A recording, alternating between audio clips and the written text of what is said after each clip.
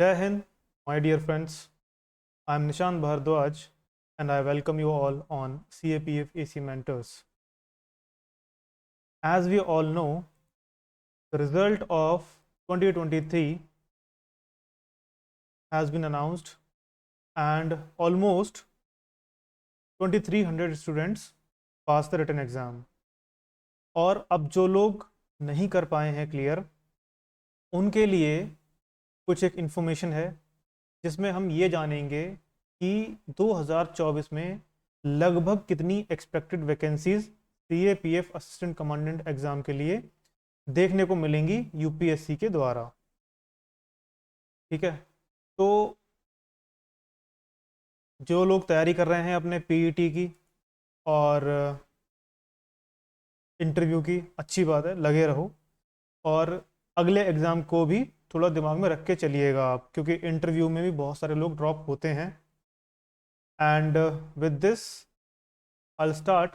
First thing first, we already know that in 2024 the exam is going to happen on 4th of August 2024। ये तो UPSC ने already announce कर ही दिया है। ठीक है, इसमें तो कोई डाउट है नहीं। हाँ, unless there is some extraordinary circumstances like COVID, तो कुछ भी हो सकता है, अदरवाइज ये फिक्स ही रहती है। अब इससे पहले कि मैं ये बताऊं कि हम कितनी वैकेंसीज एक्सपेक्ट कर सकते हैं 2024 में, उससे पहले आपको कुछ एक बातें जाननी ज़रूरी हैं। जैसे कि बहुत कॉमन बात ये है एक कि अगर UPSC ने नोटिफिकेशन में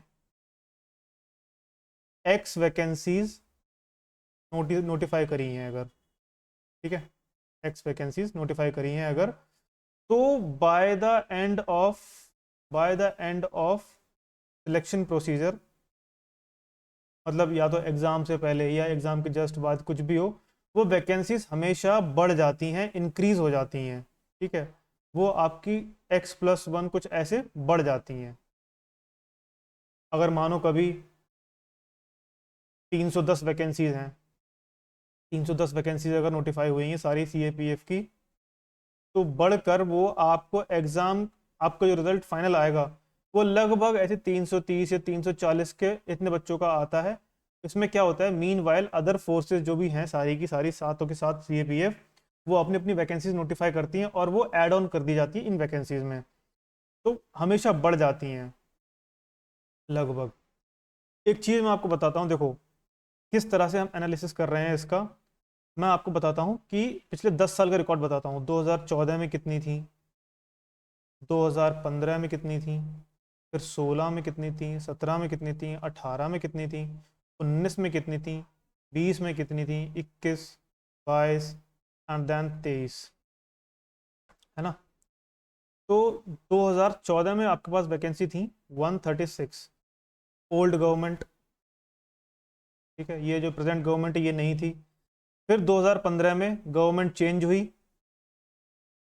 ठीक है, न्यू गवर्नमेंट आई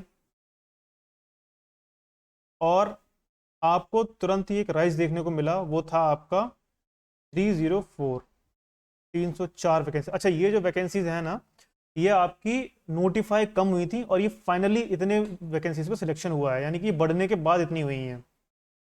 फिर इसी के लगभग 2016 में 270, लेकिन फिर से आपको डिक्लाइन देखने को मिला आपको 2017 में, और तब थी आपकी 190 वैकेंसी। ठीक है, यहाँ पे आके डाउन हुई है vacancy due to different reasons, slow down वगैरह बहुत कुछ था इस टाइम पे। फिर 18 में आपको क्या मिलेगा देखने को, अब इलेक्शन ईयर आने वाला है।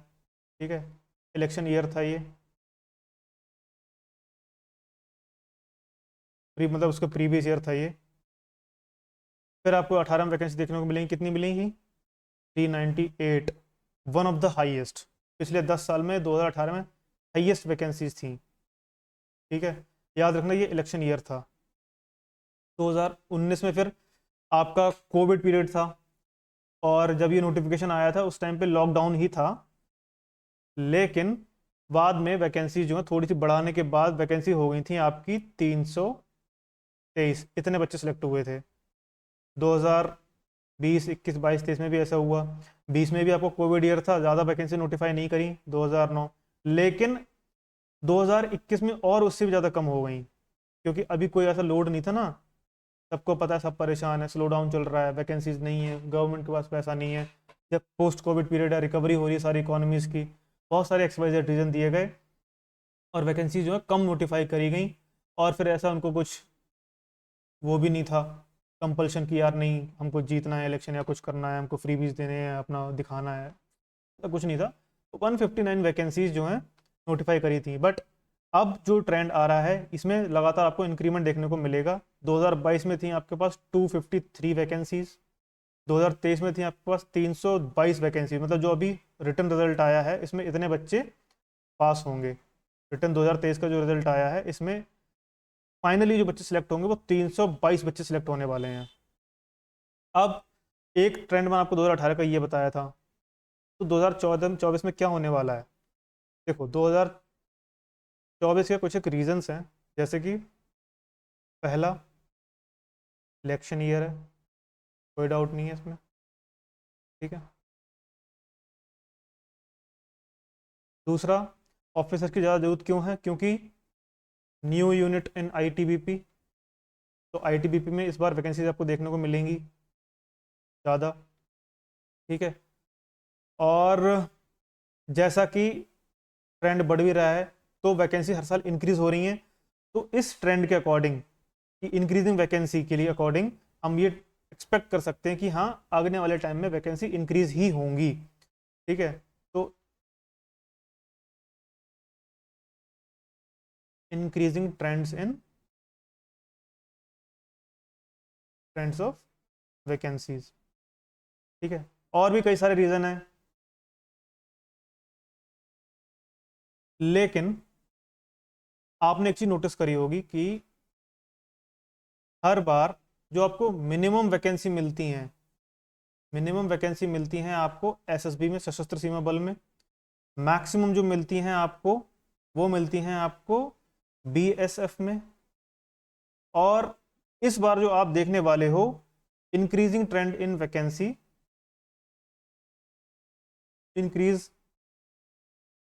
Increasing vacancies in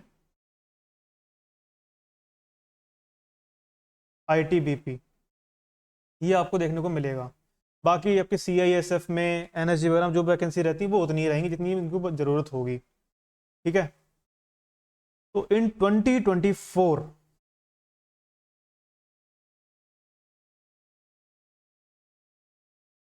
what we can expect in 2024, you can expect around 290 to 350 vacancies।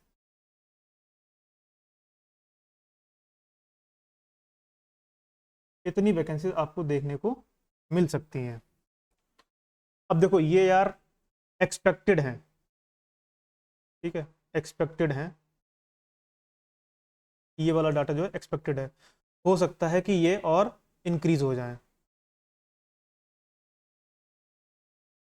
They might increase, कोई बड़ी बात नहीं अगर ये आपको ज़्यादा देखने को मिल जाए तो।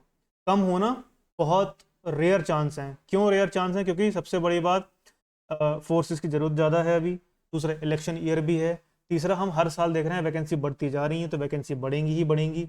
और अगर मानो लगभग 300 या 310 या 320 अगर ऐसी वैकेंसी अगर नोटिफाई होती हैं तो 350 आपको देखने को मिल जाए तो कोई ज़्यादा ताज्जुब वाली बात नहीं है, इतना होना आम बात है।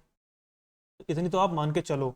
तो जो लोग नेक्स्ट ईयर के लिए प्रिपरेशन कर रहे हैं 2024 के लिए, वो अपने दिमाग में 350 वैकेंसीज लेके चलें, ठीक है, 350 वैकेंसीज लेके चलें, बहुत ज़रूरी है ये। और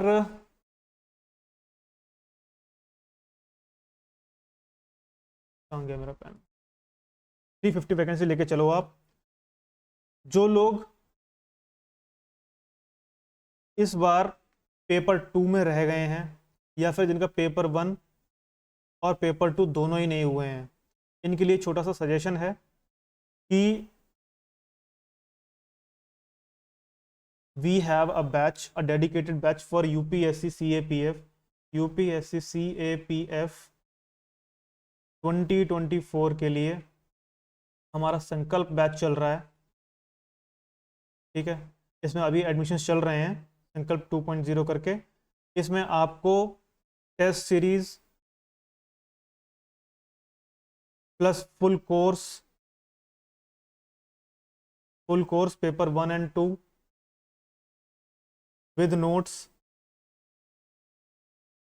ठीक है, एंड 1-to-1 गाइडेंस, सब कुछ आपको मिलने वाला है।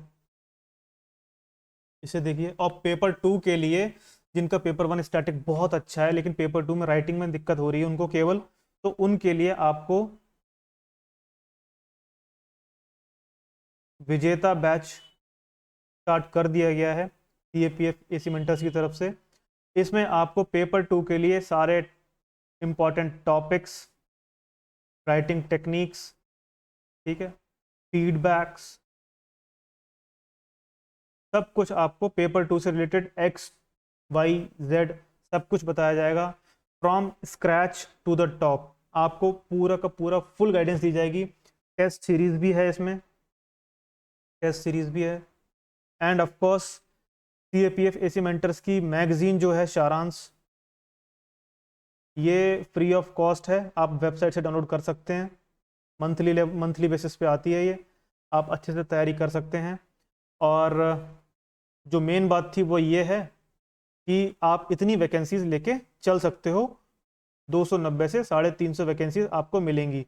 और इंक्रीजिंग ट्रेंड किस में देखने को मिलेगा? आपको ITBP में देखने को मिलेगा। ऑफ कोर्स सबसे कम SSB में होंगे, सबसे ज़्यादा BSF में ही होंगे, वो वही रहने वाला है।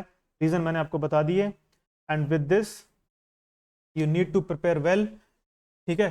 कहने को तो जो लोग तैयारी बहुत अच्छे से कर रहे होंगे उनको 11 महीने भी कम है अब, क्योंकि अगस्त में एग्ज़ाम है, तो आप लगभग ऐसे मान के चलो कि अप्रैल तक आपको अपना अप्रैल में तक सारा ख़त्म करना है, क्योंकि लास्ट के 2 मंथ तो सिर्फ रिवीजन में यूं ही निकल जाते हैं कि पता नहीं लगता।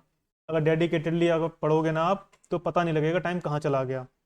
जो लोग अपना टाइम टेबल डिसाइड नहीं कर पाते हैं उनके लिए मैंने ऑलरेडी यूट्यूब पे वीडियो बनाया हुआ है, डेली शेड्यूल, वहाँ से आप थोड़ी हेल्प ले सकते हो और अपना खुद का डिज़ाइन कर सकते हो करिकुलम और अपना शेड्यूल। और जो लोग ईयरली प्लान कैसे क्या डिज़ाइन करना है, कब क्या स्टार्ट करना है, टेस्ट सीरीज वगैरह कब से लगानी है, कैसे क्या पढ़ना चाहिए, किस समय पे क्या पढ़ना चाहिए, वो आप देख सकते हैं। उसकी वीडियो भी मैंने इसी चैनल पे बना के डाली हुई है। तो इससे क्या होगा, थोड़ा थोड़ा आप आइडिया लीजिए और अपनी खुद की स्ट्रैटेजी ड्रॉ कीजिए और surely you will get into the list, ठीक है। With this I will wish you all the very best. Thank you and bye bye.